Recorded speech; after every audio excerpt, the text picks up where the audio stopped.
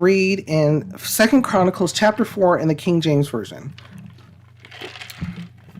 Moreover, he made an altar of brass, 20 cubits the length thereof, and 20 cubits the breadth thereof, and 10 cubits the height thereof.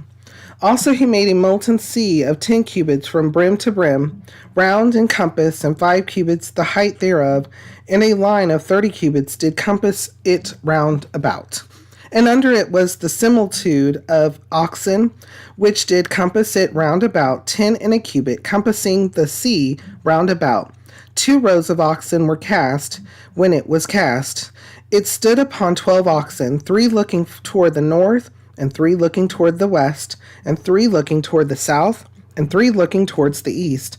And the sea was set above upon them, and all their hinder parts were inward, and the thickness of it was an handbreadth, and the brim of it like the work of the brim of a cup, with flowers of lilies, and it received and held 3,000 baths. He made also 10 lavers, and put 5 on the right hand and 5 on the left, to wash in them such things as they offered for the burnt offering. They washed in them, but the sea was for the priests to wash in.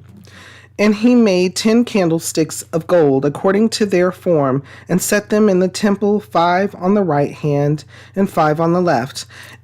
He made also 10 tables, and placed them in the temple, 5 on the right side and 5 on the left. And he made 100 basins of gold. Furthermore, he made the court of the priests and the great court and doors for the court, and overlaid the doors of them with brass. And he set the sea on the right side of the east end over against the south. And Hiram made the pots and the shovels and the basins, and Hiram finished the work that he was to make for King Solomon for the house of God, to wit, the 2 pillars and the pommels and the chapiters which were on the top of the 2 pillars, and the 2 wreaths to cover the 2 pommels of the chapiters which were on the top of the pillars, and 400 pomegranates on the 2 wreaths, 2 rows of pomegranates on each wreath, to cover the 2 pommels of the chapiters which were upon the pillars. He made also bases and lavers, made he upon the bases. 1 sea and 12 oxen under it.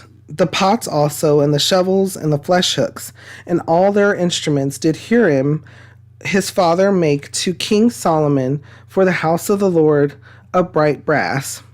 In the plain of Jordan did the king cast them, in the clay ground between Succoth and Zeradatha. Thus Solomon made all these vessels in great abundance, for the weight of the brass could not be found out. And Solomon made all the vessels that were for the house of God, the golden altar also, and the tables whereon the shewbread was set. Moreover, the candlesticks with their lamps, that they should burn after the manner before the oracle of pure gold. And the flowers, and the lamps, and the tongs made he of gold, and the perfect gold, and the snuffers, and the basins, and the spoons, and the censers of pure gold, and the entry of the house, the inner doors thereof, for the most holy place, and the doors of the house of the temple were of gold. Okay, lots here, sermon upon sermon. And so there was a lot here in particular when it comes to everything that was being made, and who in particular was making it. And so listen to this in verse 11. And Hiram made the pots and the shovels and the basins, and Hiram finished the work that he was to make for King Solomon for the house of God. So Solomon spoke to, or sent a letter to the king of Tyre. Tyre responded, sent an artisan, a craftsman, and this craftsman was giving the ability through the Lord to do these things. And he was able to complete everything to a T. Everything to exactly what was described by David, what was described in the scrolls, and how to prepare things. Now, I want you to take note, because there's a quick side note, and it keeps coming in my mind. There's something, the building of this temple, right? take a note, because we're going to read something in Ezekiel. So I want you to take note of this. Again, the bill, because I know we went through it when in the previous First Kings or Second Samuel, First Kings, were the building of the temple. But here we go again. So take note of that. But also Hiram, he did all of the work because the Lord had provided for the kingdom of Israel, bringing past to present. Bringing past to present. When we seek the Lord and his guidance, this is just one of the many different ways that the Lord provides guidance from. When the Lord provides guidance, sometimes he will put people in place. There's a time and a place for everything. Sometimes it'll be a short time. Sometimes it'll be a long time. Sometimes it'll be that person where two flesh become one. It doesn't necessarily is that all the time, but it could be in different circumstances where someone or a group of people come along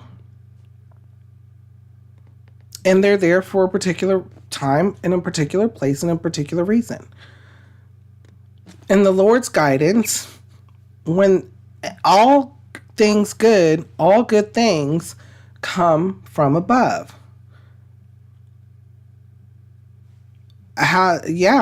There's different times. Think about it. Think about different times in your life where things happen. For instance, the story, the real life story that just happened about the elderly in the store fell down. Had no one cared, but maybe her husband, there may have been issues. It could have been worst case. But someone was there. Someone saw and then helped her. Think about that. Think about the times that the Lord has assisted you randomly in your life that you didn't quite recognize.